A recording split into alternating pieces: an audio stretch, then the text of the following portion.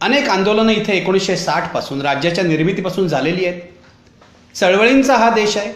चळवळीतून कार्यकर्ते निर्माण झालेले आहेत. पुढे ते राजकीय प्रवाहामध्ये गेलेले आहेत. त्यामुळे कोणत्याही चळवळीचा अभ्यास करणं हे महाराष्ट्रातल्या सुजाण नागरिकांचं, सामाजिक, राजकीय, आर्थिक अभ्यासकांचं एक कर्तव्य बनतं. सध्या महाराष्ट्रामध्ये मराठा आरक्षणाची चळवळ चाललेली आहे.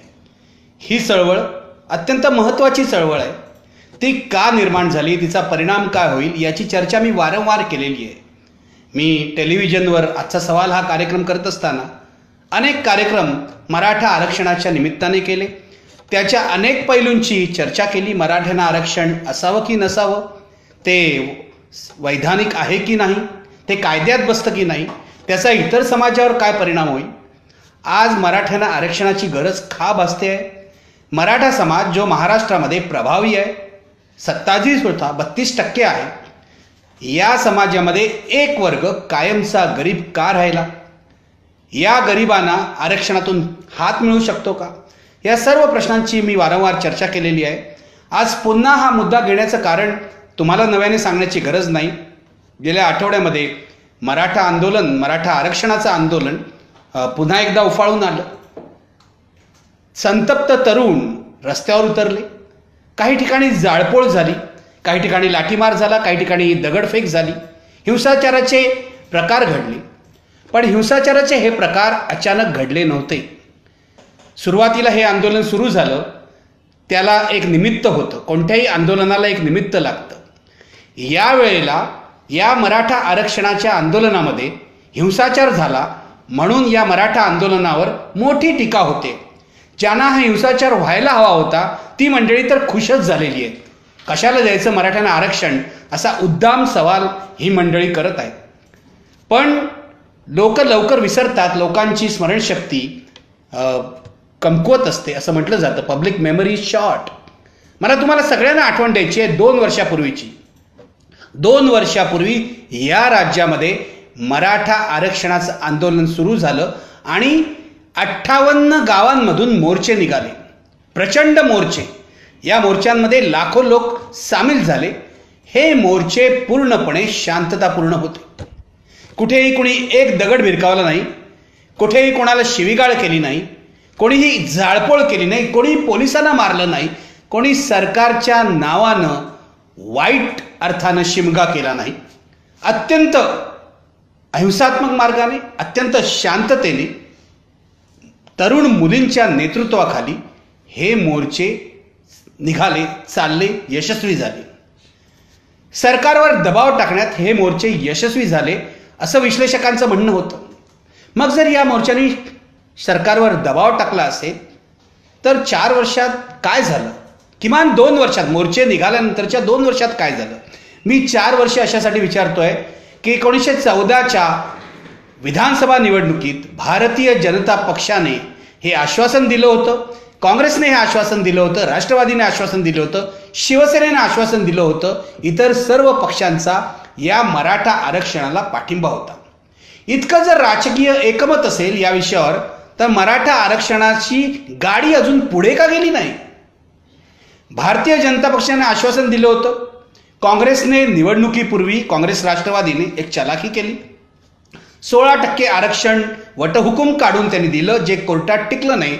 साहजिकच पुढची जबाबदारी देवेंद्र फडणवीस सरकारवर आली. या सरकारने कोर्टाची प्रक्रिया लवकरात लवकर संपवून या आरक्षणाविषयीचा निकाल हाती घ्यायला पाहिजे असं आंदोलनकर्त्यांचं म्हणणं होतं. पण हे का झालं नाही आणि आजची हिंसा भडकली त्याला जबाबदार कोण आहे, या विषयावर मी आज बोलणार आहे. माझा मुद्दाच इतका आहे, साधा आहे, की या वेळेला मराठा आंदोलन हिंसक का बनलं, याला कोण जबाबदार आहे? कोणीच बेजबाबदारपणा केला? सरकारने केला, विरोधी पक्षांनी केला, की खुद्द आंदोलकच याला जबाबदार आहोत? मला तुम्हाला आठवण द्यायची आहे, हे आंदोलन 2 वर्षानंतर म्हणजे 58 मोर्चे झाल्यानंतर, अत्यंत सुनियोजित पद्धतीने 58 मोर्चे झाल्यानंतर अचानक सुरू झालेलं नाही. माझं स्वतःचं असं मत आहे. मी लिहिलेलंही आहे, मराठीमध्ये लिहिलेलं आहे, इंग्रजीमध्येही आज लिहिलेलं आहे, हिंदीमध्येही मी एक व्हिडिओ या विषयावर केलेला आहे. तो तुम्ही पाहू शकता. माझं असं स्पष्ट मत आहे, या वेळेला हे आंदोलन भडकायला सत्ताधारी भारतीय जनता पक्ष आणि त्या पक्षाचे मुख्यमंत्री देवेंद्र फडणवीस पूर्णतः जबाबदार आहेत. पूर्णतः जबाबदार आहेत, मी तुम्हाला सांगतोय. याचं कारण असं की विधानसभेच्या गेल्या सत्रामध्ये त्यांनी 72,000 सरकारी नोकऱ्या भरण्याची घोषणा केली. 72,000, 1,000 2,000 नाही, 72,000. अजून मराठा आरक्षणाविषयीचा मुद्दा न्यायालयामध्ये प्रलंबित असताना या 72,000 नोकऱ्या भरण्याची घोषणा फडणवीसांनी का केली? त्यामध्ये निवडणुका हे कारण होतं का? स्वार्थ हे कारण होतं का? याविषयी संशोधन करायला हवं. पण या 72,000 नोकऱ्या भरल्या जातील आणि त्यामध्ये आपण मराठा तरुणांना आरक्षण ठेवू, त्यांच्या नोकऱ्या राखीव ठेवू, असं त्यांनी जाहीर करून टाकलं.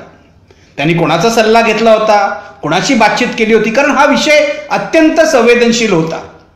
घोषणा करण्यापूर्वी 4 सल्लागारांशी बोलावं लागतं, विरोधकांशी चर्चा करावी लागते.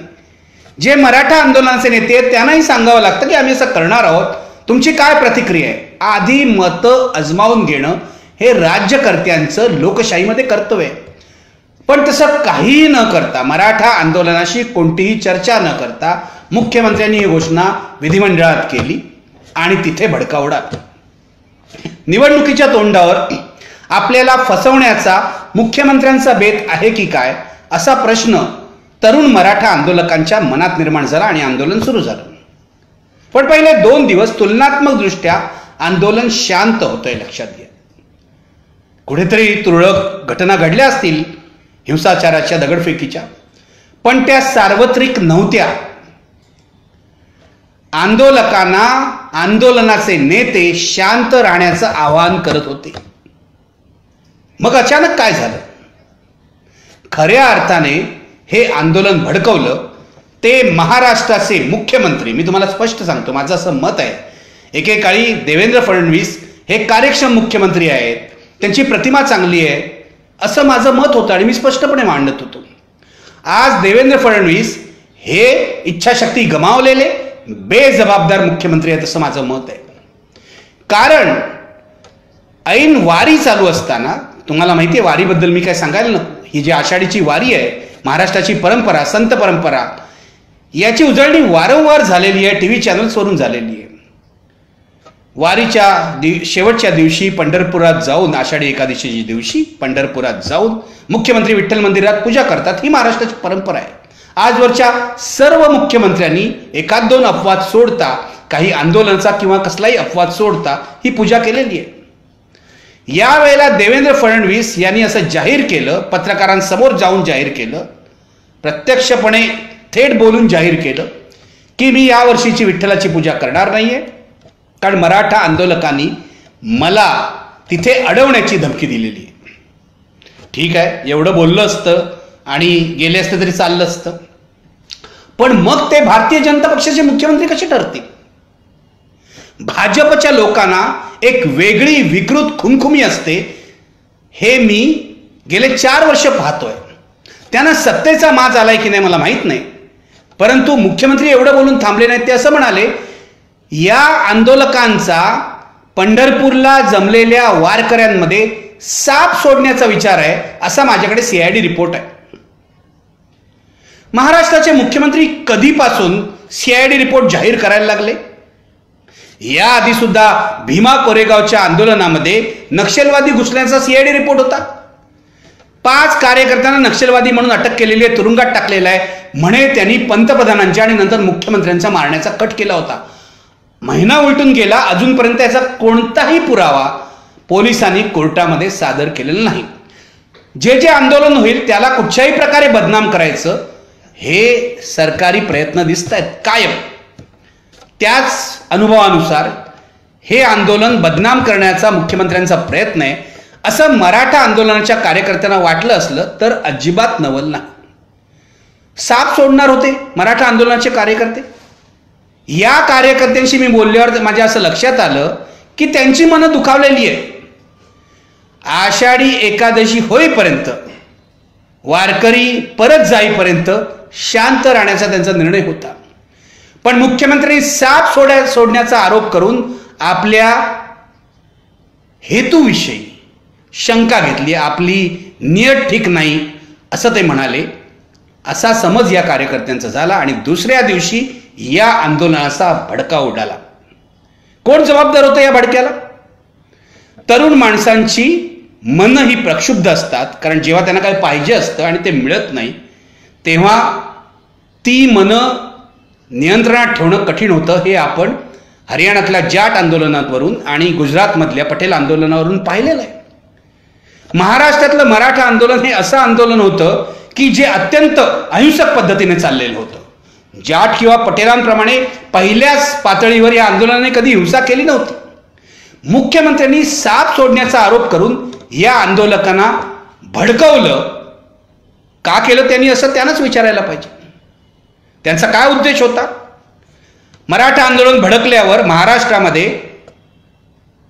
जातीय ध्रुवीकरण होईल आणि आपल्या पक्षाचा फायदा होईल या ध्रुवीकरणामध्ये, कारण मराठे एका बाजूला गेले तर ओबीसी आणि दलित दुसऱ्या बाजूला जातील आणि आपला फायदा होईल, असं तर त्यांचं गणित नव्हतं. हे प्रश्न त्यांना विचारायला पाहिजेत. आज एकाही पत्रकाराने त्यांच्याकडे जाऊन, एकाही वृत्तपत्राने, टीव्ही चॅनलने त्यांच्याकडे जाऊन हे प्रश्न ठामपणे विचारलेले मला दिसत नाही. त्यांना विचारायला पाहिजे. का म्हणालात तुम्ही? दाखवा ना, असं कुठे आहे सीआयडीच्या सगळ्या याच्यात? मागे रमाबाई नगरचं आंदोलन झालं तेव्हाही नक्षलवादाचा आरोप झाला होता.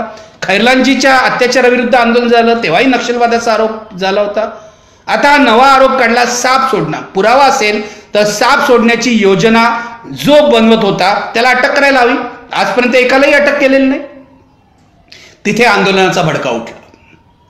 मग दगडफेक होऊ लागली, जाळपोळ होऊ लागली, पोलिसांवर हल्ले झाले. आंदोलकांचा मुख्य राग हा पोलिसांवर होता हे लक्षात घ्या. पोलिसांवर हल्ले झाले. पोलिसांवर हल्ले होणं याचा अर्थ आंदोलकांचा राग सरकारवर असतो, मुख्यमंत्र्यांवर असतो, मंत्र्यांवर असतो. मंत्र्यांना फिरू न देणार नाही असा इशारा काही कार्यकर्त्यांनी दिला. मुद्दा असा आहे, एवढ्यावर गोष्टी थांबल्या नाहीत. भारतीय जनता पक्षाचे महसूल मंत्री, मुख्यमंत्र्यांचे सर्वात ज्येष्ठ सहकारी चंद्रकांत पाटील यांनी आणखीन तेल ओतलं या आगीमध्ये. काय तेल ओतलं? ते असं म्हणाले की हे जे सगळे कार्यकर्ते आहेत, मराठा आंदोलनकर्ते, हे भाडोत्री आहेत, हे पेड कार्यकर्ते आहेत, हे बोगस आहेत, असा आरोप त्यांनी केला. आधीच आग भडकलेली आहे. राज्यकर्त्यांनी जबाबदारीने वागायला हवं. हे विसरून चंद्रकांत पाटलांसारखा संघाचे संस्कार असलेला मंत्री असं बोलतो तेव्हा त्यांचा हेतू काय असतो मला समजत नाही. आणि एवढं बोलूनच ते थांबले नाहीत. त्यांनी आणखी काय केलं बघा. आणखीन एक पत्रकार परिषद त्यांनी घेतली आणि पत्रकार परिषद घेऊन त्यांनी दुसरं विधान केलं. दुसरं विधान त्यांनी हे केलं की या राज्याचे मुख्यमंत्री ब्राह्मण आहेत म्हणून त्यांना विरोध करू नका. मुख्यमंत्री कार्यक्षम आहेत. मुख्यमंत्री ब्राह्मण आहेत नाहीत, ते पेशवे आहेत नाहीत, हा मुद्दा नव्हता इथे वादाचा. इथे मुद्दा मराठा आंदोलनाचा होता. मराठा आंदोलकांनी मुख्यमंत्री ब्राह्मण आहेत म्हणून आम्ही आंदोलन करतोय असं कुठेही म्हटलेलं नव्हतं. कुठेही मला तरी एक तरी विधान त्यांचं असं वाचनात आलेलं नाही की असं त्यांनी म्हटलेलं होतं म्हणून. परंतु हे विधान करून चंद्रकांत पाटील काय साधू इच्छित होते? हे विधान करून चंद्रकांत पाटील मुख्यमंत्र्यांना संकटातून वाचवू इच्छित होतं की आणखीन एका मोठ्या संकटात पाडू इच्छित होते मला माहित नाही. भारतीय जनता पक्षामधला नेत्यांचा एक गट मुख्यमंत्र्यांच्या विरोधात आहे आणि त्यांना मुख्यमंत्र्यांना इथून घालवायचं आहे, ही वस्तुस्थिती आहे. मुख्यमंत्र्यांवर केवळ नरेंद्र मोदी आणि अमित शहाचा आशीर्वाद असल्यामुळे त्यांची खुर्ची आजही कणखर आहे, ती अजून डगडगायला लागलेली नाही. हे तुम्ही लक्षात घ्या. पण भारतीय जनता पक्षामध्ये अंतर्गत हे राजकारण होत आहे. चंद्रकांत पाटील हे या राजकारणाचा भाग आहेत का? शिवसेनेचे आमदार आहेत कोल्हापूर भागातलेच प्रकाश आबिटकर यांनी आरोप केले. चंद्रकांत पाटलांचा हेतू काय आहे असं ते का म्हणाले? या कार्यकर्त्यांवरच्या आरोपामुळे आंदोलनाने आणखी पेट घेतला. मग महाराष्ट्र बंद, मुंबई बंद जाहीर झाले, हिंसा होत राहिली. मला एक गोष्ट कळत नाही. गेल्या वेळेला 2 वर्षापूर्वी जेव्हा मोर्चे निघाले तेव्हा मुख्यमंत्र्यांनी मोठं चातुर्य दाखवलं होतं. मोर्चेकरांची चर्चा केली होती, चर्चा करण्याची तयारी ठेवली होती. स्वतः मंत्री मोर्चामध्ये गेले होते. कार्यकर्त्यांची आणि मोर्चेकऱ्यांची ताबडतोब वाटाघाटी करण्याची त्यांनी तयारी दाखवली होती. मग यावेळेला मुख्यमंत्री आणि त्यांचे इतर सहकारी 5 दिवस शांत का बसून राहिले? महाराष्ट्र पेटावा अशी त्यांची इच्छा होती का? मला हे मुळात समजत नाही. शांत का बसले? ताबडतोब संवाद का नाही केला? या मराठा मोर्चाच्या कार्यकर्त्यांमध्ये सर्वपक्षीय लोक आहेत. काँग्रेसचे लोक आहेत, राष्ट्रवादीचे लोक आहेत, भाजपचे लोक आहेत, शिवसेनेचे लोक आहेत. मग तिथे जाऊन मुख्यमंत्री या तरुणांच्या खांद्यावर हात ठेवून असं का म्हणाले नाहीत? चला आपण बसूया, वाटाघाटी करूया, नेमकी काय परिस्थिती आहे? मी प्रामाणिकपणे तुम्हाला सांगतो, ही अपेक्षा होती देवेंद्र फडणवीस तुमच्याकडून, पण ती तुम्ही नाही पूर्ण केली. तुम्ही इतर मुख्यमंत्र्यांप्रमाणे निबर राजकीय खेळी करणारे चलाक मुख्यमंत्री व्हायला निघालात आणि अडचणीत आलात. या सगळ्या प्रकारानंतर काय झालं बघा. 2 कार्यकर्त्यांनी या मराठा आंदोलनाच्या नदीत उडी मारून जीव दिला. आंदोलनासाठी जीव दिला. पण अशा प्रकारे कार्यकर्त्यांवर आत्महत्या करण्याची वेळ कुणी आणली? राज्यकर्त्यांचं वर्तन पाहून त्यांनी हे टोकाचं पाऊल उचललंय, लक्षात घ्या. म्हणून या उद्रेकाला मला राज्यकर्त्यांना जबाबदार धरायचंय. मराठा आंदोलनाच्या नेत्यांनी त्यांना फूस लावली असं कुठे दिसलेलं नाहीये. मीडिया बघत होता, पत्रकार बघत होते, असा कोणी आरोप केलेला नाहीये. हे 2 कार्यकर्ते शहीद झाल्यावर तिथे काही राजकीय नेते, खासदार वगैरे पोचले. नंतर त्यांना 5-5 लाखाची मदतही त्या नेत्यांनी जाहीर केली. परंतु आधी या 2 कार्यकर्त्यांना ज्यांनी नदीत उडी टाकली आहे त्यांना वाचवण्याचा प्रयत्न पोलिसांनी का केला नाही? माझा हा मुद्दा आहे. का केला नाही? या दोघांच्या मृत्यूला पूर्णपणे सरकारी यंत्रणा जबाबदार आहे. आता मुख्यमंत्री चिडतील माझ्या या बोलण्याने, पण जेव्हा मीडिया खरं बोलत नाही, मीडिया सत्य सांगत नाही आणि वर्षावर जेव्हा पत्रकारांचा एक कोंडाळा तुम्ही निर्माण करता, आजूबाजूला चमच्यांचा गोतावळा असतो आणि काही संपादकांना खिशात घालून त्यांच्या मदतीने तुम्ही राज्यकारभार करता, तेव्हा तुम्ही खड्ड्यातच जाणार आहात. हे लक्षातच ठेवा. तुमच्या भोवती एक चांडाळ चौकडी जमा झाली आहे मुख्यमंत्री देवेंद्र फडणवीस. हे विसरू नका तुम्ही, लक्षात ठेवा, स्पष्टपणे लक्षात ठेवा. आणि अशा पद्धतीने कारभार कराल तर पुढच्या निवडणुकीत तुमचं काही खरं नाही. या राज्यातला विरोधी पक्ष जो आहे काँग्रेस राष्ट्रवादी हा कमकुवत आहे. तो लोकांचे प्रश्न घेऊन जेवढ्या तीव्रतेने भांडायचं तेवढ्या तीव्रतेने भांडत नाहीये. पण तुम्ही केवळ चलाखीच्या जीवावर राजकारण करू शकत नाही. प्रशासन लागतं लोकांना. प्रशासन आहे, न्याय होतोय याचा पुरावा लागतो, याचा अनुभव यावा लागतो. ते तुम्ही करत नाही. यावेळेलाही तेच झालेलं आहे. आणि मित्र, मला तुम्हाला सांगायचं आहे, सतत मुख्यमंत्री म्हणतात किंवा सरकारी यंत्रणा म्हणते की हे प्रकरण न्यायप्रविष्ट आहे. मला माहिती आहे न्यायप्रविष्ट आहे. मुख्यमंत्र्यांना काय, अनेकांना माहिती आहे, राज्यातल्या आंदोलनकर्त्यांना पण माहिती आहे की हे न्यायप्रविष्ट आहे. पण न्यायप्रविष्ट आहे म्हणजे काय? ही न्यायाची प्रक्रिया वेगाने पूर्ण व्हावी म्हणून सरकार काही प्रयत्न करतंय? दिसत नाही. असं काही दिसत नाही अजिबात. असा सरकार प्रयत्न करतंय? या खटल्यामध्ये एक याचिकाकर्ते आहेत विनोद पाटील, त्यांच्याशी माझं सविस्तर बोलणं झालं 2 दिवसापूर्वी. ते असं म्हणाले की ते सर्वोच्च न्यायालयात गेले होते. तिथे हरीश साळवे वकील होते, त्यांच्या बाजूने उभे राहिले. सर्वोच्च न्यायालयाने हा आदेश दिला हायकोर्टाला, मुंबई हायकोर्टाला, की हा खटला लवकरात लवकर निकालात काढा. मग कोण अडचण आणतंय? प्रत्येक वेळा डे टू डे हिअरिंग सुरू झालं होतं. मग अडचणी काय आणल्या? कारण मध्येच सरकारने, या फडणवीस सरकारने असं सांगितलं आम्ही हे प्रकरण ओबीसी कमिशनकडे पाठवत आहोत. ठीक आहे, चांगली गोष्ट आहे. मुख्य न्यायमूर्ती चेल्लूर होत्या तेव्हा त्यांनी असं म्हटलं ठीक आहे तुम्ही पाठवा कमिशन, पण आम्ही खटला थांबवणार नाही. जर तुम्ही ओबीसी कमिशनकडे पाठवलं प्रकरण तर ओबीसी कमिशनची प्रक्रिया तरी निदान वेगाने चालायला हवी होती. तीही थंडपणे चालली आहे. त्यांनी पण आपला अहवाल कोर्टामध्ये सादर नाही केला. 4 वर्ष गेली आहेत देवेंद्र फडणवीस. मग तुम्ही मुख्यमंत्री आहात आणि तुम्हाला कार्यकर्त्यांनी असं विचारलं की आम्हाला फसवतात का तुम्ही? का चालढकल करतात? तर काय देणार आहात उत्तर तुम्ही? कोर्टामध्ये सुद्धा जर चालढकल होणार असेल, कोर्टामध्ये न्यायाधीशांना सरकारी वकिलांचे कान उपटावे लागणार असतील, तर जबाबदार कोण आहे? महाराष्ट्रातला मराठा आक्रमक आहे. शिवाजी महाराजांना तो आपलं दैवत मानतो, पण अशा आक्रमक समाजाला तुम्ही जर उचकावणार असाल तर महाराष्ट्रातली शांतता कशी टिकेल याचा विचार तुम्ही करायला पाहिजे. तुम्ही करायला पाहिजे, दुसऱ्या कोणीही नाही. तुम्हाला प्रश्न विचारलेले चालत नाही. चमचे पत्रकार तुमच्या मुलाखती घेतात. जो एक कोंडाळं तिथे तुम्ही म्हटल्याप्रमाणे वर्षावर केलेलं आहे ते तुम्हाला सोयीचा फीडबॅक देतात. नाही तुम्ही किती थोर आहात. अशा चमच्यांचं कोंडाळं जमा झालं ना नेत्यांभोवती की नेते खड्ड्यात जातात, हे लक्षात घ्या. तुमचाही प्रवास तिथेच सुरू झालाय का, हा माझा खरा प्रश्न आहे. मुद्दा असा आहे की हा जो आरक्षणाचा प्रश्न आहे, मराठा आरक्षणाचा प्रश्न, हा आता काही वादाचा मुद्दा राहिलेला नाहीये. तुमच्या भाजप सकट महाराष्ट्रातल्या सर्व राजकीय पक्षांचा मराठा समाजाच्या आरक्षणाला पाठिंबा आहे. गेली 4 वर्ष आहे. पुन्हा सर्व पक्षीय नेत्यांनी ओरडून सांगितलेलं आहे. हा वादाचा मुद्दा नाही राहिला आहे. आता मुद्दा असा आहे की हे जे आरक्षण आहे ते कायद्यात कसं बसवायचं, ते कोर्टात टिकेल अशी तरतूद कशी करायची, आणि ती जबाबदारी तुमची आहे.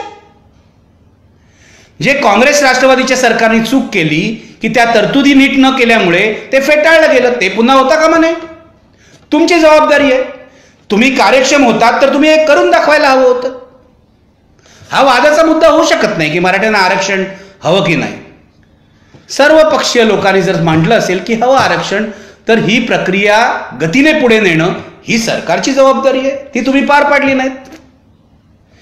मराठ्यांना आरक्षण कशासाठी हवं असा जे प्रश्न विचारतात त्यांना मला हे सांगायचं आहे की 1902 साली, काल 26 जुलै 1902 रोजी छत्रपती शाहू महाराजांनी देशामध्ये पहिल्यांदाच, भारताच्या इतिहासामध्ये पहिल्यांदाच सर्व दुबळ्या समाजाला आरक्षण दिलं. त्यामध्ये जसा दलितांचा समावेश होता, आणि हे आरक्षण 1-2 नाही 50% दिलं, लक्षात घ्या. त्यामध्ये जसा दलितांचा समावेश होता तसा मराठ्यांचाही समावेश होता. कारण शाहू महाराजांना हे माहीत होतं की मराठे सुद्धा सामाजिक आणि आर्थिकदृष्ट्या मागासलेले आहेत. 1960 पासून या राज्यात अनेक मराठा मुख्यमंत्री झाले, मराठा मंत्री झाले, अनेक मराठा सरंजामदार आहेत. पण त्याबरोबरच या समाजाचा एक मोठा हिस्सा हा गरीब आहे, हा सामाजिक आणि आर्थिकदृष्ट्या मागासलेला आहे. याची दखल आपण कधीच घेतली नाही. आपल्याला जाग आली गेल्या 20-25 वर्षामध्ये, जेव्हा शेतीचं संकट अधिक गंभीर होऊ लागलं तेव्हा. इथला बहुसंख्य मराठा शेतकरी आहे. महाराष्ट्रामध्ये ज्या शेतकऱ्यांच्या आत्महत्या झाल्या आहेत त्यामध्ये मराठा समाजाचा नंबर सगळ्यात वर राहील. हा प्रचंड मोठा धक्का आहे या समाजाला. शेतीवर जगत असलेला हा समाज, त्यांचे राजकारणी, त्यांचे नेते गाफील राहिले आणि या संकटाचा सामना धडपणे त्यांनी केला नाही. हा त्या नेत्यांकडे दोष जातो, हा फडणवीसांकडे दोष जात नाही, हा नेत्यांकडे दोष जातो. पण मग सुधारायचं कोणी? त्यांनी सुधारलं नाही म्हणून त्यांची सत्ता गेलेली आहे. तुम्ही सत्तेत आलात. आता मुद्दा असा आहे, एवढा मोठा गरीब समाज मराठ्यांमध्ये का राहिला, हा एक विश्लेषणाचा भाग आहे. आधी शेतीवरचं संकट, मग आलं ग्लोबलायझेशनमुळे जुन्या नोकऱ्या कमी झाल्या, नव्या प्रकारच्या नोकऱ्या निर्माण झाल्या. त्यासाठी स्किल डेव्हलपमेंट नव्हतं. मग जे बेकार मराठा तरुण आहेत त्यांना असं वाटू लागलं ओबीसीना आरक्षणामुळे फायदा झाला, SC ST ना झाला, तर आपल्याला का होऊ नये. ही जी बदलती परिस्थिती आहे ती भारतामध्ये सर्व राज्यामध्ये आहे. 50 वर्षापूर्वी ज्या जाती सधन होत्या, ज्या जाती शेतीवर अवलंबून होत्या, त्यांची हळूहळू शेतीवरच्या संकटामुळे, जमिनीच्या विभाजनामुळे हळूहळू अधोगती झालेली आहे. आणि ही अधोगती आर्थिक आणि सामाजिक सुद्धा हे लक्षात घेतलं पाहिजे. त्यामुळे जो आरक्षणाचा फेरविचार करायचा आहे तो केलाच पाहिजे. आणि सर्व राजकीय पक्षांना हे जर मान्य असेल तर हे कसं करायचं, कायदेतज्ञ आहेत की कसंही करा, तामिळनाडू प्रमाणे करा, आणखीन कसं करा, नवीन मार्ग शोधून काढा, पण घटनेत बसवणं अशक्य आहे असं मला वाटत नाही. न्यायमूर्ती PB सावंतांनी हे सांगितलेलं आहे, घटनेत बसवणं अशक्य नाहीये, त्यासाठी विचारपूर्वक आखणी व्हायला हवी. मुद्दा एवढाच आहे की या सगळ्या मराठा आरक्षणामुळे राज्यामध्ये एक अस्वस्थता निर्माण झालेली आहे. आजही ती आहे, आज या क्षणाला सुद्धा ती आहे. ओबीसीजना असं वाटतंय की मराठ्यांना जर मागासवर्गीय ठरवलं तर ते आमच्या सवलतीतला हिस्सा मागतील का, असं अजिबात होता कामा नये. ओबीसी आणि SC STच्या सवलती आहेत तशाच राहून मराठ्यांना सवलती देता येतील का याचा विचार सरकारने केला पाहिजे आणि त्यासाठी योग्य मांडणी हायकोर्टात केली पाहिजे. पण ओबीसींच्या मनातली भीती कोण काढणार, त्यांच्याशी कोण बोलणार? कारण मराठे चिडले, समजा आपल्या विरुद्ध गेले तर ओबीसी आपल्याला मतं देतील असं ज्या सरकारच्या मनात येतं ना, दुजा भाव आणि एकूण असे सगळे कारस्थानं, ते सरकार असा विचार नाही करत, ओबीसीना आश्वासन नाही देत. दलितांच्या मनामध्ये भीती आहे, कारण या आंदोलनाने एक गोष्ट सत्य आहे, मराठा आंदोलनाने सुरुवातीला ॲट्रॉसिटी कायदा रद्द करण्याची मागणी केली होती. ती आता मागणी त्यांनी ठेवलेली नाहीये, ती रद्द केली आहे. पण तरी सुद्धा दलित समाजाच्या मनामध्ये भीती आहे की मराठे आक्रमक झाले तर आपल्यावर अत्याचार होतील. या ओबीसी आणि दलित समाजाला आश्वासन देण्याचं काम कुणाचं आहे, त्यांना धीर देण्याचं काम कुणाचं आहे? राज्यकर्ते, समाजाचे नेते म्हणून हे तुमचं कर्तव्य नाही का? हे केवळ मुख्यमंत्र्यांचं नाही, विरोधी पक्षांचं सुद्धा कर्तव्य आहे. माझं म्हणणं आहे की मराठा तरुणांचे बळी घेण्याऐवजी तुम्ही बसा ना सर्वपक्षीय लोक एका टेबलावर आणि काढा तोडगा. जर मनात आणलं तर 24 तासामध्ये तोडगा निघू शकतो, जे तामिळनाडूने करून दाखवलंय हे लक्षात घ्या. अजून सुप्रीम कोर्टात केस पेंडिंग आहे मला माहिती आहे, पण करून दाखवलं त्यांनी. इच्छा असेल, विल पॉवर असेल, इच्छाशक्ती असेल तर मार्ग निघू शकतो, हे लक्षात घ्या. या सगळ्या आंदोलनाच्या नंतर राजकारण येऊ लागली आहेत. 6 आमदारांनी राजीनामे दिलेत. निवडणुकीला 4 वर्ष शिल्लक असताना हे राजीनामे आले असते का हा प्रश्न माझ्या मनात निर्माण होतो. निवडणुकीला आता झाला, आता वर्षभरामध्ये महाराष्ट्रामध्ये 1.25 वर्षामध्ये निवडणूक होणार आहे. पुढच्या निवडणुकीची बेगमी हे 6 आमदार करतायत का हे तपासलं पाहिजे. राजीनामे देऊन मराठा समाजाला राखीव जागा नाही मिळणार, तुमची भावना समजू शकते, पण राजकारण करू नका. महाराष्ट्रामध्ये सामाजिक ध्रुवीकरण, जातीय ध्रुवीकरण जर झालं तर महाराष्ट्रातलं सर्व वातावरण बिघडून जाईल. कृपया ते घडवू नका. काल मराठा समाजाला शांत राहण्याचं आवाहन करण्यासाठी एक पुरोगाम्यांनी पत्रक काढलेलं आहे.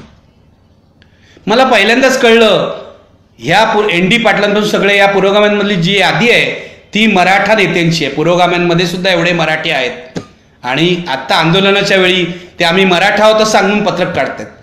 पत्रक सर्व जातींचं निघायला हवं, शांततेचं आवाहन करायला. एका बाजूला आम्ही जाती मिटवतो असं म्हणायचं आणि दुसऱ्या बाजूला जाती घट्ट करायच्या. हा काय प्रकार आहे मला समजत नाही. याबाबत माझ्यावर टीका होईल. जाती विश्लेषण मी समजवू शकतो, पण मराठ्यांना केवळ मराठा नेतेच समजवू शकतात, हा काय प्रकार आहे?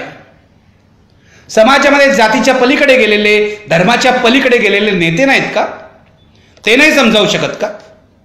डॉक्टर बाबासाहेब आंबेडकरांनी जाती तोडण्याचा विचार मांडला. अनायहिलेशन ऑफ द कास्ट असं त्यांचं पुस्तक आहे, वाचा तुम्ही. आता जाती तोडण्याचं विसराच.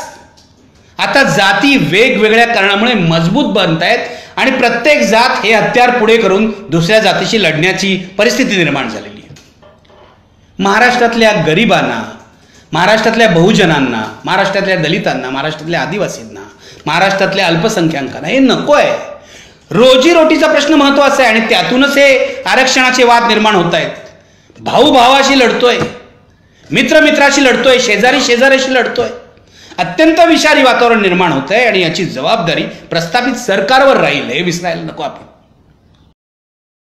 लवकरात लवकर या आरक्षणाचा प्रश्न सोडवला पाहिजे. मी तुम्हाला सांगतो, मराठ्यांना आरक्षण मिळालं पाहिजे.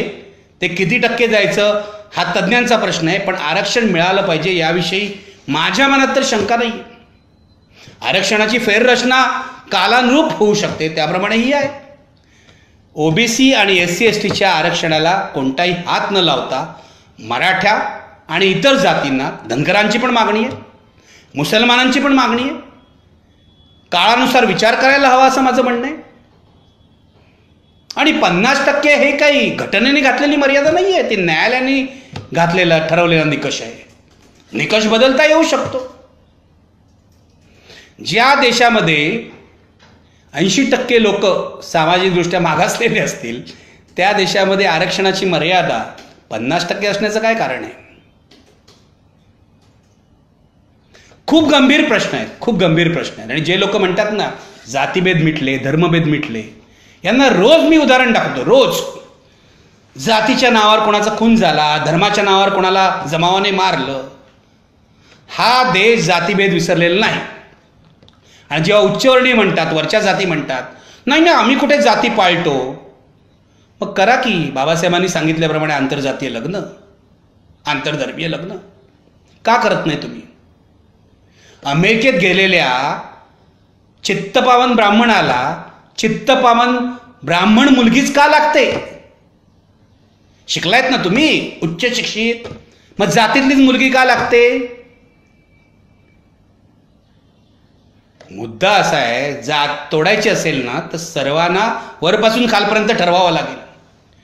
वरचा माणूस जात मानतो, जातीचा हत्यार करून जगतो, जातीचा मुखवटा घेऊन जगतो, धर्माचा मुखवटा घेऊन जगतो, म्हणून खालचा माणूस सुद्धा तोच पेहराव आणि तेच हत्यार घेऊन पुढे जातो, हे लक्षात घ्या.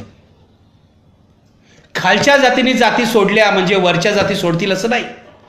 सगळ्यांनी एकदम, मला असं वाटतं पुन्हा एकदा आपण आरक्षण वगैरे हे प्रश्न ठीक आहेत, पण यापेक्षा व्यापक प्रश्न आहे की बाबासाहेब आंबेडकरांचं जे तत्वज्ञान आहे जाती तोडण्याचं, ते कसं अंमलात येणार? आता तर मला ते दृष्टीपथातही दिसत नाही, अजिबात नाही दिसत आहे. माझं म्हणणं आहे जाती तोडण्याचं तर विसराच. आता जात ही प्रत्येकाची गरज झालेली आहे, बहुसंख्य माणसांची. निदान जातीय सलोखा तर आपण पाळू शकतो. जाती जातीत भांडणं लागणार नाहीत एवढी तर खबरदारी घेऊ शकतो. जात आणि धर्म याचे निखारे आम्ही सार्वजनिक जीवनात आणणार नाही एवढी तर शपथ घेऊ शकतो. मला असं वाटतं या सगळ्या मराठा आंदोलनाच्या वणव्यांनी पुन्हा एकदा ही जाणीव आपल्याला दिलेली आहे आणि खूप गंभीरपणे विचार करायला पाहिजे. सोशल मीडियावरून एकमेकाला शिव्या घालणं, एकाने दुसऱ्याला, दुसऱ्याने तिसऱ्याला, याला काही अर्थ नाही. विष पसरवण्याचा धंदा आहे आणि या देशाला ना विष नको आहे, या देशाला तिरस्कार नको आहे. या देशाला खरंच सांगतो एकमेकांवर प्रेम करण्याची गरज आहे, जे महात्मा गांधींनी म्हटलं होतं, जे आज राहुल गांधी सांगत आहेत. याच निमित्ताने एक मोठी समतोल चर्चा घडून लवकरात लवकर या प्रश्नाचा निकाल लागावा असं माझं म्हणणं आहे. मराठा आंदोलकांना सुद्धा माझं आवाहन आहे की हिंसेने कोणताही प्रश्न सुटत नाही. हिंसेमुळे काही लोक शहीद होतात आणि त्यांची कुटुंब अनाथ होतात, हे लक्षात घ्या. हिंसेने कोणताही प्रश्न सुटत नाही, हिंसेचं समर्थन करता येणं शक्य नाही. या आंदोलनाचे जे कोणी नेते आहेत, मला माहित नाही कोण नेते आहेत, कारण दरवेळेला नवे नेते पुढे येतात, त्या नेत्यांनी या हिंसेची जबाबदारी स्वीकारून आपल्या आंदोलकांना शांत राहायला सांगितलं पाहिजे. नाहीतर नेतृत्व सोडून द्या. पोलिसांवर हल्ले करणं ही काही शहाणपणाची गोष्ट नाही. आपल्यातलाच आहे तो पोलीस, हवालदार असो, इन्स्पेक्टर असो, कोणी असो, आपलाच भाऊ आहे. पूर्वी आम्ही आंदोलन करायचो तेव्हा पोलीस हमारा दुश्मन नाही अशी घोषणा असायची. जेपींच्या आंदोलनात आम्हाला शिकवण्यात आलं, हमला चाहे जितना होगा हात हमारा नहीं उठेगा. सत्याग्रहामध्ये, शांततापूर्ण सत्याग्रहामध्ये एक मोठी ताकद असते. गांधीजींनी ही मिठाच्या सत्याग्रहाच्या वेळेला दाखवून दिलेली आहे.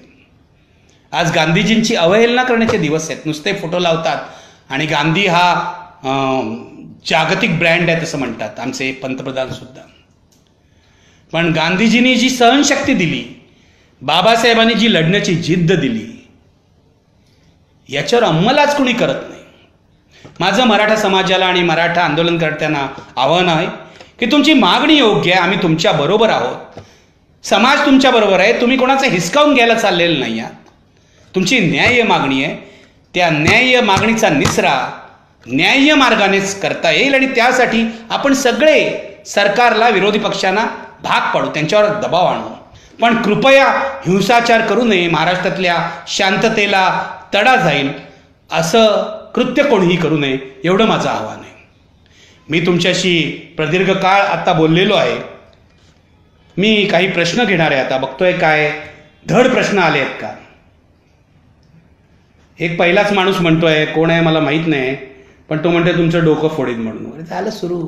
काय मी एवढं गंभीरपणे बोलतोय एवढं तुमच्याशी, तो माणूस म्हणतोय काय तुमचं डोकं फोडीन वगैरे.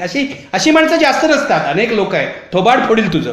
साईनाथ पाटील आहेत, ते काय म्हणतात बघा, बसलंय का लय फॉर्ममध्ये येतोय तू, थोबाड फोडील तुझं. साईनाथ पाटील, थोबाड फोडून प्रश्न सुटत नाही, ते लक्षात घ्या. आणि फार खुमखुमी असेल ना अंगात तर वेगळ्या कामासाठी वापरा. हे थोबाड फोडीन वगैरे जे आहे ना, त्याच्यावर कायद्याने उपाय होऊ शकतो, हे लक्षात घ्या. आणि मी असल्या धमक्यांना घाबरत नाही. पहिली गोष्ट म्हणजे जी पत्रकारिता करतो त्यासाठी मरायची तयारी आहे माझी. आला असेल तर एक बॉक्सिंग बॅग आणा आणि त्याच्यावर गुद्दे मारा, राग कमी होईल. पण हे असलं थिल्लरपणा कृपया करू नका. काही प्रश्न आहेत का मी बघतोय.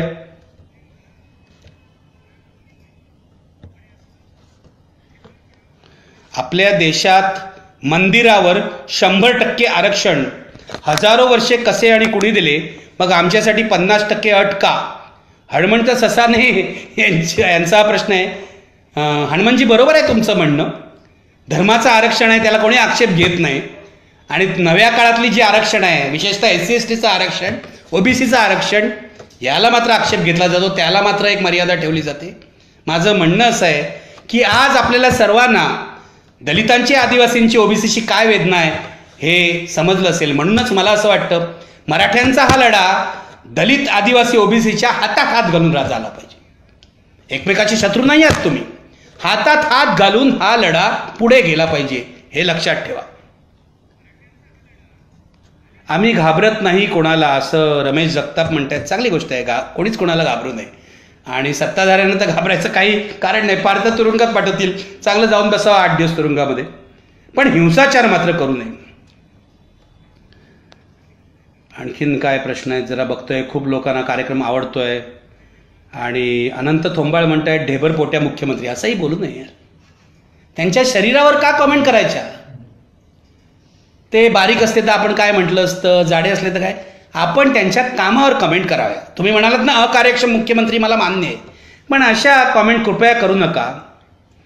मनोज टेंभुर्णे विचारतायत, is there any chance of alliances between NCP and BSP in Maharashtra. मला माहीत नाही, त्याच्याशी याचा काही संबंध आहे असं मला वाटत नाही.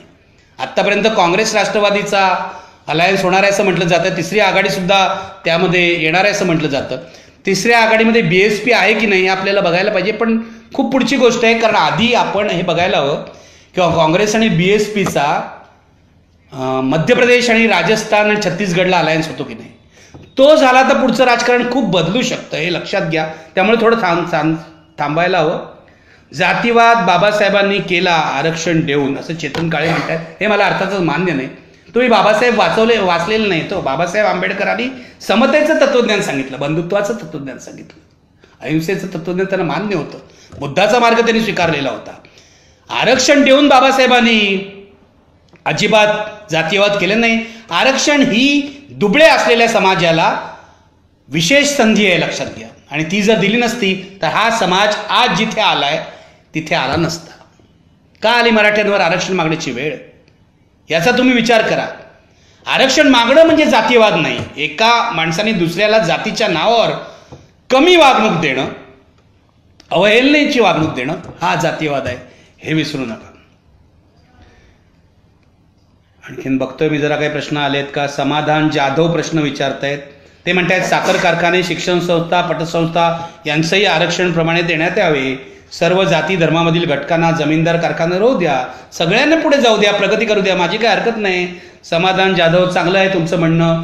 गरीब साखर कारखान्याचा आमचे नागनाथ अण्णा नायकवडी होते, त्यांच्या साखर कारखान्याचा अध्यक्ष दलित झाला, आनंदाची गोष्ट आहे. तळसा माणूस जेव्हा वर जातो आणि सत्ता स्थानावर बसतो तेव्हा माझ्यासारख्याला अपार आनंद होतो. पण एक लक्षात घ्या, जेव्हा दुबळ्या समाजाचा घटक सत्तास्थानावर जातो आणि आपल्या समाजाला विसरतो, तेव्हा मात्र वाईट वाटतं, अगदी वाईट वाटतं. आपण जिथून आलो ती मुळं विसरता कामा नये, हे तुम्ही लक्षात ठेवा. जग पसरलेलं आहे समोर, जग जिंकण्याची मनीषा असावी, पण स्वतःचं गाव विसरू नये, हे आपण लक्षात ठेवलं पाहिजे. What do you think the meet about Sharad Pawar and Mayawati? Sharad Pawar आणि मायावतींची भेट झाली याबद्दल त्यांना विचारायचं आहे. मला काय माहीत नाही होत्या त्याबद्दल, माहिती करून तुम्हाला सांगेन. अशी जर झाली असेल तर का झाली, कधी झाली, केव्हा झाली, त्यात काय बोलणं झालं, माहिती घेईन. काही लोकांना हे विश्लेषण सगळं आवडलेलं आहे, वास्तव विश्लेषण म्हणतायत, खूप छान म्हणतायत. वागळे साहेब खूप छान. माफ करा, मला साहेब म्हणू नका, मी साधा पत्रकार आहे. मला तुम्ही निखिल वागळे म्हणून हाक मारा, तेवढीच. मला साहेब कृपया म्हणू नका. ठाकरे बंधूंविषयी काय मत आहे वागळे साहेब? आजचा हा मुद्दाच नाहीये. ठाकरे बंधूंवर आपण एक वेगळा कार्यक्रम करू. ठाकरे बंधू, बाळासाहेबांपासून आजपर्यंतची पिढी, याबद्दल बोलायला माझ्याकडे खूप आहे. मी आयुष्यावर बोलत आलो आहे. ते बोललो म्हणून दगड पण खाल्लेले आहेत, मार खाल्लेला आहे. तेव्हा वेगळा कार्यक्रम करू, आज नाही. विवेक तमैचीकर सुद्धा हा कार्यक्रम बघतायत. थँक्यू विवेक, तुम्ही बघतायत. विवेक तमैचीकर खूप चांगले कार्यकर्ते आहेत.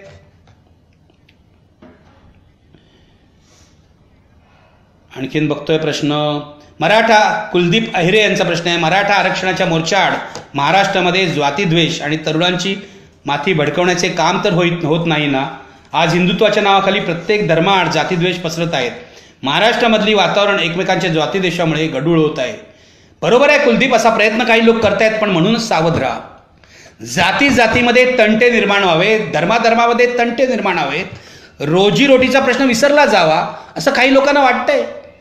मोदींच्या भक्तांना वाटतंय, भाजपच्या काही कार्यकर्त्यांना वाटतंय. कारण मोदी सरकारने गेल्या 4 वर्षात काहीच काम केलं नाही, नुसतं तापा मारलेले आहेत, खोटं बोललेले आहेत. अशा वेळेला रोजगाराचा प्रश्न निर्माण होऊ नये, अशा वेळेला आर्थिक प्रश्न पुढे येऊ नयेत, सामाजिक तंट्याचा प्रश्न निर्माण होऊ नयेत, म्हणून लावा दंगली. हा धंदा सुरू होणार आहे. काही दिवसापूर्वी राज ठाकरे असं म्हणाले होते, निवडणुकीपूर्वी महाराष्ट्रामध्ये दंगली घडवल्या जातील अशी मला शंका आहे. मला सुद्धा ही शंका वाटते. भीमा कोरेगाव नंतर मी बोललोय अनेक ठिकाणी. भीमा कोरेगावचा जो प्रकार झाला त्यानंतर महाराष्ट्रात दलित विरुद्ध ओबीसी, ओबीसी विरुद्ध मराठे, वेगवेगळ्या जातींमध्ये अशी दंगली घडवण्याचा प्रयत्न होईल का, मला ही भीती आहे. पण आपण सावध राहायला हवं. दंगलखोर कोण आहे हे जर ओळखलं तर त्याला रोखणं अशक्य नसतं, हे मला एका माजी पोलीस अधिकाऱ्याने सांगितलेलं आहे. आणि पहिलाच दंगलखोर पकडला गेला तर पुढे दंगल होत नाही. तेव्हा आपण सगळे सावध राहायला हवं आणि आपण दंगलीला प्रोत्साहन देणार नाही याकडे पाहायला हवं. राजीनाम्याबद्दल आहे कुलदीप यादव यांचा प्रश्न. राजीनामे विहित नमुन्यात असावे. तो राजीनामे काही लोकांनी तिथे पाठवलेले नाही आहेत, वर विधानसभा अध्यक्षांकडे, पक्षाकडे दिलेले आहेत.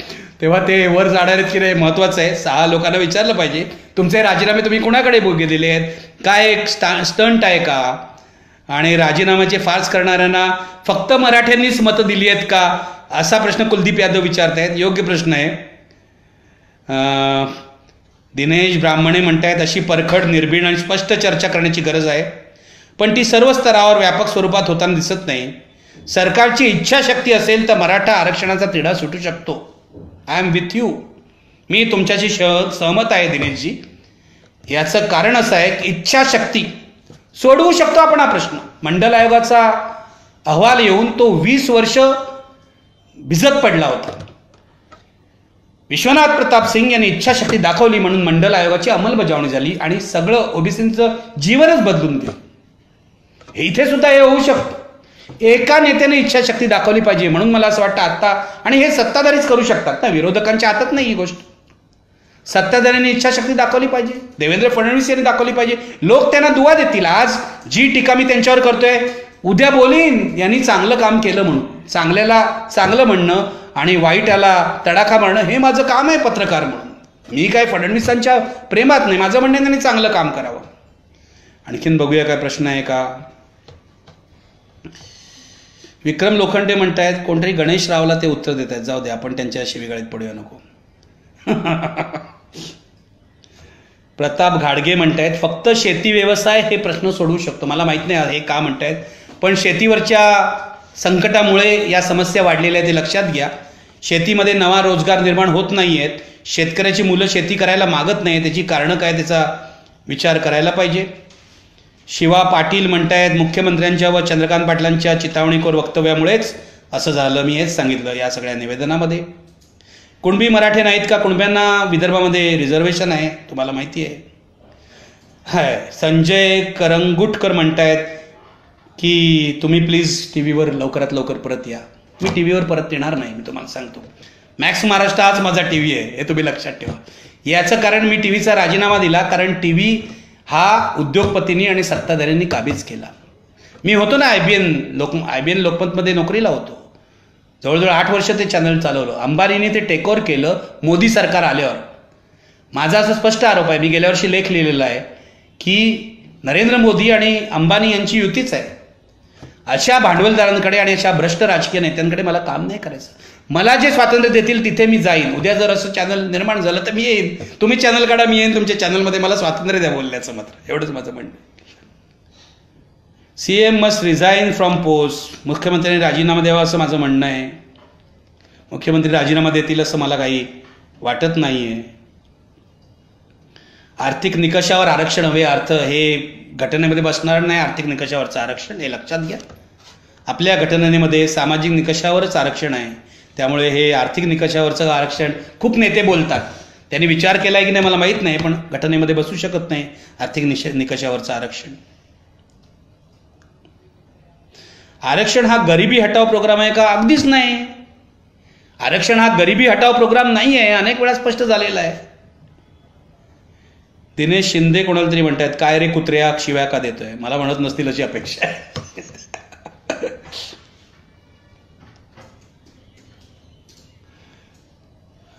अविनाश अभ्यंकर विचारतायत की माझं काय मत आहे.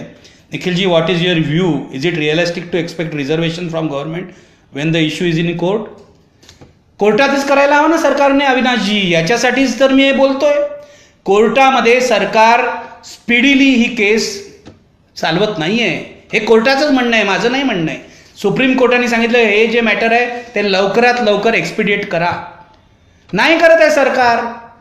सरकार वेळ काढूपणा करते. ओबीसी कमिशन नीट काम करत नाही आहे, त्यांची प्रक्रिया अत्यंत स्लो आहे. मगाशी मी म्हटलं हे सगळं. सरकारने जर न्यायालयात मराठ्यांच्या सामाजिक मागासलेपणाचे पुरावे लवकरात लवकर सादर केले, जे माझ्या मते सरकारकडे आहेत, आता जमा झालेले आहेत, तर या केसचा निचरा लवकर होऊ शकतो. हे देवेंद्र फडणवीस यांनी करायची गरज आहे. निवडणुकीची वाट बघायची गरज नाही ना. निवडणूक येईल मग आम्ही देऊ, मग मराठे खुश होतील, या गणितांमध्ये काहीच अर्थ नाही. कशाला महाराष्ट्रातलं वातावरण बिघडायचं? सरकार कोर्टामध्ये आपली बाजू नीटपणे मांडेल. जे काँग्रेस राष्ट्रवादी सरकारने केलं नव्हतं, घाईघाईत केलं होतं वटहुकूम काढून, तर मराठ्यांना आरक्षण मिळू शकतं, मी तुम्हाला सांगतो. तेव्हा ते करण्याची गरज आहे. प्रताप घाडगे, बाळासाहेब घाडगे म्हणतायत की निखिल फक्त शेतकरी विरोधी कायदे रद्द झाले तरी आरक्षणाची गरज लागणार नाही. भगवान नारशिलकर म्हणतायत की मी व माझ्या संपूर्ण नेटवर्कचा मराठा क्रांती मोर्चासाठी पाठिंबा होता. आता थांबायचं नाही, मी मराठा आहे, चांगली गोष्ट आहे, पण मी मराठा असलो स्वाभिमान बाळगा, पण दुसऱ्याला त्रास होणार नाही हे बघा. चंद्रकांत दादांनी राजीनामा द्यायला हवा. खूप प्रश्न आलेत. भरपूर लोक हे बघतायत या क्षणाला. गणेशराव म्हणतायत सडा विधान जाळायला लागेल. सडा विधान म्हणजे सडाविधान? संविधान म्हणायचं आहे का तुम्हाला? कोण आहे ते गणेशराव? यांची बुद्धी ठिकाणावर आहे की नाही? संविधान जाळायला लागेल भारताचं? बाबासाहेब आंबेडकर आणि घटना समितीने दिलेलं संविधान जाळायला लागेल? गणेशराव जरा विचार करा नीट. हे असलं चालायचं नाही. एक दिवस तुम्हाला अटक होऊ शकते. बाबासाहेबांनी मनुस्मृती का जाळली याचा विचार करा. मनुस्मृतीमध्ये काय आहेत, काय वाईट गोष्टी लिहिलेल्या आहेत, हे सगळं परवा हरी नरके यांनी आपल्या फेसबुक पोस्टमध्ये टाकलेलं आहे. वाचा ते जाऊ. मूर्खासारखं बोलणं थांबवावं. तुम्ही जर तरुण असाल तर हा मूर्खपणा अगदीच करू नका, कारण तरुणांना संधी आहे नवीन गोष्टी समजून घ्यायची. पण तुम्हाला शिव्याच द्यायची असतील तर माझा तुमचा काही संबंध आहे असं मला वाटत नाही. मी तुम्हाला उत्तरही देणार नाही. पंकजा मुंडेला पुढे करून लपतात सीएम. पंकजा मुंडेला सीएमनी कशासाठी पुढे केलंय, असं काही केलंय असं मला, उलट पंकजाताई काल म्हणाल्या मी मुख्यमंत्री असते तर ताबडतोब मराठ्यांना आरक्षण दिलं असतं. अरे इथे अंगणवाडी सेविका आहेत, त्यांच्या मागण्या पूर्ण करू शकत नाही, आरक्षण कसं द्यायला बसले आहेत पंकजाताई? यांना कधीतरी मुख्यमंत्री व्हायचं आहे. वा ताई तुम्ही मुख्यमंत्री, पंकजाताई आमची काय हरकत नाही, आम्हाला आवडेल. गोपीनाथजी झाले नाहीत, त्यांची इच्छा अपुरी राहिली अकाली निधन झाल्यामुळे, तुम्ही वा, पण निदान डोकं चालवा, कार्यक्षम बना. तुमचं खातं नीट नाही चाललंय. तुमच्या खात्यावर गैर प्रकारांचे किती आरोप आहेत तुम्हाला माहिती आहे का? ते असं काहीतरी भंपकपणे बोलू नका आणि मुख्यमंत्र्यांची खुर्ची खेचण्याचा प्रयत्न करू नका. याचं कारण मी तुम्हाला सांगतो, जोपर्यंत मोदी शहांचा आशीर्वाद आहे मुख्यमंत्र्यांना तोपर्यंत काहीच होणार नाही, तुम्ही निराश व्हाल. हे गणेशराव मला शिव्याच देत सुटले आहेत, वागळ्या तुझी गांधीगिरी थोबाड सुजेपर्यंत मार खाशील गॅरंटी. तुम्ही मार द्यायला या हो, बघूया आपण काय करायचं. काय मूर्खपणा चाललंय हा? थोबाड खाशील, काही तुम्हाला डोकंच नाही, मेंदू हा अवयव चालतच नाही का? बिघडलाय तर रिपेअर करून घ्या, एवढंच माझं म्हणणं आहे. असल्या धमक्यांना मी घाबरत नाही आणि अशा लोकांचं काय करायचं मला चांगलं माहिती आहे, कळलं का? भीमा कोरेगाव मराठा आरक्षण प्रश्न हाताळण्यात राज्याचे मुख्यमंत्री अपयशी झाले आहेत. झेपत नसेल तर खुर्च्या खाली करा. विवेक आर्लेकर यांचा आदेश आहे मुख्यमंत्र्यांना, ते ऐकतील अशी अपेक्षा करूया. कोण म्हणतंय बामन दिमाग चालू आहे, म्हणजे काय? मलाही बाबन म्हणतात की काय कळत नाही. चला, केतन तिरोडकर त्या आरक्षणाविरुद्ध कोर्टात गेले. केतन तिरोडकर आणि फडणवीस वर्गमित्र आहेत असंही म्हणतायत बाबू शिंदे. मला तर काही माहीत नाही बाबा, यातली बातमी दिसते. चला, खूप प्रश्न मी घेतलेले आहेत. आता मला असं वाटतं थांबण्याची वेळ आली आहे. खूप लोकांनी हे आत्ता लाईव्ह बघितलेलं आहे. हे लाईव्ह मॅक्स महाराष्ट्राच्या वेबसाईटवर असं राहणार आहे, तुम्ही नंतरही जाऊन रेकॉर्डेड लाईव्ह बघू शकता. पण मला खूप मजा वाटते तुमच्याशी अशा प्रकारे बोलताना, चर्चा करताना. याचं कारण असं मी तुम्हाला सांगतो. लोक मला विचारतात टेलिव्हिजनवर तुम्ही पुन्हा काय येत नाही. मी तुम्हाला खरं सांगतो, टेलिव्हिजन हे सगळ्या पाश्चात्य देशामध्ये आता कालबाह्य माध्यम झालेलं आहे, आउटडेटेड मीडियम झालेलं आहे. आता लोक जास्त डिजिटलवर असतात. मॅक्स महाराष्ट्राचं ॲप जर असेल तर तुम्ही ते डाउनलोड करा किंवा मॅक्स महाराष्ट्राच्या वेबसाईटवर जा आणि अनेक कार्यक्रम तुम्ही लाईव्ह बघू शकता. काय काय दाखवत आहेत मराठीत. मी 2014ला IBN लोकमतचा राजीनामा दिला, त्यानंतर मी मराठीमध्ये 1 वर्ष कार्यक्रम केला. त्यानंतर काही दिवस मी मॅक्स महाराष्ट्रामध्ये होतो, काही दिवस 1.5-2 महिने TV9वर कार्यक्रम केला. मी तुम्हाला सांगतो, मराठीतली सर्व टेलिव्हिजन चॅनल ही सुमार दर्जाची झालेली आहेत. सुमार. यांना जे करायचं आहे ते करतच नाहीत, जिथे पोचायचे ते पोचतच नाहीत. भाषेपासून सगळे प्रश्न आहेत, कोणालाही ट्रेनिंग नाही, धड वाचलेलं नाही. 2-4 अँकर सोडले, त्यांचा अपवाद सोडला तर सगळं अगदी बथड चाललेलं आहे. म्हणून मी तुम्हाला सांगतो, आज डिजिटलचा पर्याय उपलब्ध आहे. मॅक्स महाराष्ट्र आहे, अक्षरनामासारखं जिथे चांगले लेख येतात असं पोर्टल आहे, किंवा तुम्ही पाहता इतर इंडिया टुडेपासून सगळे लोक डिजिटलवर आलेले आहेत. आत्ता टेलिव्हिजन मी दिवसामध्ये जास्त वेळा टेलिव्हिजन पाहत नाही. हल्ली संध्याकाळी 1 तास पाहतो, तो सुद्धा मी एखादा राजदीप सरदेसाईंचा किंवा निधी राजदानेंचा प्रोग्राम पाहतो. पण हे सगळं जे काय ते प्रोग्राम करतात ते 9 वाजता पाहिजे तुम्हाला गरज नाही. हे इथे येऊ शकतं मोबाईलवर, हे त्यांच्या वेबसाईटवर उपलब्ध आहे, तुम्ही पाहू शकता. तेव्हा माझं असं म्हणणं आहे की काळाची पावलं उलटा आणि डिजिटलकडे वळा. डिजिटलकडे वळा. डिजिटल अधिक मोकळं माध्यम आहे. सरकारने इथे अजून बंधनं नाही आणलेली आहेत. आणतील की नाही मला माहीत नाही. आणतील तर त्याला विरोध करावा लागेल आपल्याला. विचार स्वातंत्र्यावरची बंधनं हा देश कधीच खपवून घेणार नाही, कोणताही पक्ष सत्तेत असो, कोणताही पंतप्रधान असो. पण डिजिटल हे उद्याचं माध्यम आहे. आज मी सांगतोय, 2 वर्षापासून मी खरं तर सांगतोय, पण लोकांना आपल्या हळूहळू पटतं. आज व्हॉट्सॲप करणाऱ्यांची संख्या देशामध्ये 20 कोटीची पेक्षा जास्त आहे. व्हॉट्सॲपवाले हळूहळू येतील या सगळ्या इंटरनेटच्या उद्योगांवर. सिनेमे लोक बघू शकतात तुमच्या आयपॅडवर, मोबाईलवर. आज नेटफ्लिक्स किंवा ॲमेझॉन सारखी माध्यमं आलेली आहेत, ती तुम्ही पाहू शकता. सो कोणतीही गरज नाही टेलिव्हिजनकडे परत जायची. एखाद्या टेलिव्हिजनवर चांगला कार्यक्रम असेल तर तुम्ही डिजिटलवर तो डाउनलोड करून बघू शकता. त्यामध्ये काय आहे, मी बघतोच. टेलिव्हिजन हे आउटडेटेड झाले, लक्षात घ्या. 5 वर्षांनी ही परिस्थिती येणार आहे.